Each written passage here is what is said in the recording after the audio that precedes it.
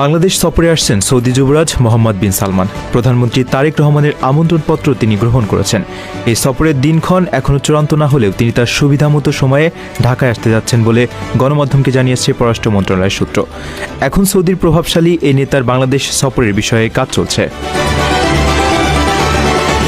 Saudi যুবরাজের সফর বাংলাদেশ ও Saudi আরবের সম্পর্কের ক্ষেত্রে নতুন মাত্রা যুক্ত করতে পারে। এছাড়া সৌদি আরবের শ্রমবাজার আরও বড় করার পাশাপাশি বাংলাদেশে সৌদি বিনিয়োগের সম্ভাবনার নতুন খাত খোঁজা হতে পারে। এর আগে 6 জুলাই প্রধানমন্ত্রী তারেক রহমানকে সৌদি আরব সফরের আমন্ত্রণ জানান যুবরাজ। এদিন প্রধানমন্ত্রীর সঙ্গে বাংলাদেশে নিযুক্ত সৌদি রাষ্ট্রদূতের সাক্ষাতের সময় আনুষ্ঠানিকভাবে এই আমন্ত্রণের কথা জানানো হয়।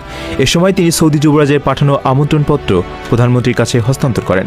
তখন প্রধানমন্ত্রীও সৌদি যুবরাজকে বাংলাদেশ সফরের আমন্ত্রণ জানান। চিঠিতে সৌদি যুবরাজ জানিয়েছেন, প্রধানমন্ত্রী তারেক রহমানের দেওয়া বাংলাদেশ সফরের আমন্ত্রণ তিনি গ্রহণ করেছেন।